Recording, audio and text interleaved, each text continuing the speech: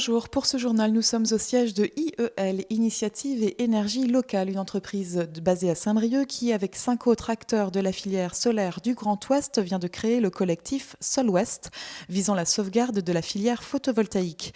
En effet, le ministère de l'Écologie a publié ce 10 décembre le décret relatif au moratoire sur les installations photovoltaïques. Nous reviendrons sur ce sujet avec le président de IEL, Loïc Picot, notre invité en fin de journal. Le prix de la galette ou crêpe de blé noir pourrait augmenter. Son ingrédient de base, le sarrasin, voit son prix flamber avec une forte augmentation du cours du marché mondial. Nous importons en France 70% du sarrasin consommé des pays de l'Est, de la Russie et de Chine. Or, les récoltes ont été mauvaises dans ces principaux pays producteurs et pas très bonnes également en Bretagne. La Bretagne est la première région productrice en France, on s'en serait douté, mais avec ses 400 producteurs de blé noir, c'est à peine 1% des surfaces de blé cultivées. Une culture pourtant essentielle selon Frédéric Gazan, membre de l'association Blé Noir Tradition Bretagne. Les meuniers risquent de ne pas avoir suffisamment de matières premières à travailler demain. Parce que donc les fluctuations du prix des céréales du marché mondial fait que certaines cultures deviennent plus intéressantes à produire que d'autres, avec des gros écarts. Donc dans le temps, sur plusieurs années, le blé noir est intéressant, mais cette année, le prix du blé devient trop intéressant au détriment du blé noir. Donc engagé en filière, Blé Noir Tradition Bretagne en particulier, on mobilise les meuniers pour qu'il y ait une revalorisation du blé noir pour la prochaine campagne 2011. L'obésité gagne du terrain en Bretagne. Même si nous sommes l'une des régions les moins touchées de France, la proportion de gens concernés par ces troubles alimentaires progresse. En à peine 10 ans, cette maladie a touché 80% de personnes en plus. En 2004, la Mutualité française Bretagne a décidé de mettre en place Nutrimut, un programme régional à destination des personnes en surpoids ou obèses. Ce public suit 10 séances collectives animées par des professionnels, diététiciennes, psychologues ou animateurs cuisine. Sur le département, on propose ce programme payant sur Dinan, Saint-Brieuc et Lannion. Immersion au sein d'une séance à Saint-Brieuc avec ce reportage de Anne Burlot. J'aspire par les côtes, je souffle. Pas de transpiration ni d'effort physique agressif. Viviane Lucas initie ses adultes en surpoids au sport en douceur. Elle travaille avec eux sur la posture, la respiration et les assouplissements. Serre et je repose. Et pour dépenser de l'énergie quotidiennement sans se fatiguer, l'animatrice délivre à ses élèves d'un soir quelques pistes. Plutôt que d'aller faire ses courses avec la voiture, eh bien on laisse les clés à la maison et on va à pied ou en vélo.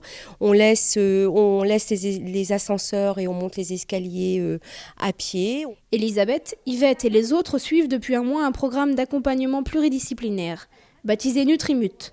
Objectif pour eux, acquérir au fil des séances de nouvelles habitudes alimentaires.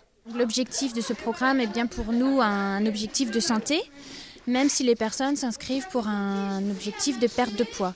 Car le surpoids est un facteur de risque de maladies cardiovasculaires. Au cœur de ce programme de prévention, les cours de diététique forcément. Alors le problème c'est que comme il arrive très tard, j'ai tendance à grignoter. Donc je mange dès que je sens que je commence à avoir faim. Au menu des discussions, la faim et l'envie, une alimentation équilibrée ou encore l'inefficacité des régimes. Avec Marie-Noël Bernard, leur fil rouge, ces adultes apprennent à tordre le cou à certaines idées reçues. Moi, j'avais l'habitude de prendre des fruits quand j'avais faim. Et en fin de compte, je me suis rendu compte que j'en mangeais énormément dans la journée. Mais moi, le fruit n'était pas assimilé à des calories, alors que c'était totalement faux. Qui se tape les restes, c'est toujours moi. Manger très léger le soir, manger un potage, une part de fromage et un yaourt, c'est pas forcément suffisant. Il y a aussi des on-dit sur ne pas manger de fromage le soir, ne pas manger de viande le soir. Ça, je dirais que c'est pas forcément vérifié. Les résultats de ce programme alimentaire semblent encourageants. Les stagiaires perdent du poids ou se maintiennent, du moins 6 mois après la fin de la formation. Un décret publié ce 10 décembre 2010 au journal officiel prévoit un moratoire sur le photovoltaïque. Pour en parler, je retrouve Loïc Picot. Bonjour. Bonjour. Vous êtes le président de IEL, une petite entreprise basée à Saint-Brieuc qui compte une trentaine de salariés dans le domaine de l'installation des panneaux photovoltaïques et d'éoliens. Avec 5 autres dirigeants du Grand Ouest, vous venez de créer un collectif Sol-Ouest pour la sauvegarde de la filière photovoltaïque suite à ce décret. Qu'y a-t-il donc dans ce décret ?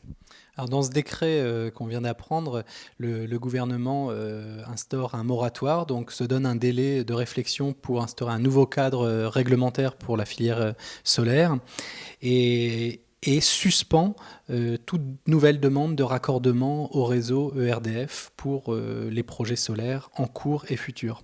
D'accord. Donc quand on parle de raccordement, quel est le processus un peu d'installation des panneaux photovoltaïques ? Alors pour réaliser un projet solaire, il faut nécessairement un toit pour y installer des panneaux, mais ensuite il faut qu'on puisse se raccorder au réseau EDF pour pouvoir vendre l'électricité, et donc on a besoin de faire une demande de raccordement pour rentrer dans la procédure administrative pour avoir un contrat d'achat avec EDF. D'accord. Ensuite, cette électricité est basée, c'est l'État qui détermine le prix.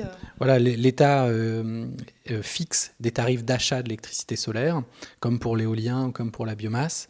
Et là, brutalement, après 2 baisses successives en 2010, l'État, à la surprise de tous, annonce un nouveau décret en suspendant les projets en cours. Donc ce qui nous impacte directement, c'est que ce décret du 9 décembre vient compromettre plus de 50% de notre carnet de commandes en 2011, et vient nous donner une non-visibilité pour l'année 2011, puisque pendant 3 mois, commercialement, on sera incapable de vendre un projet.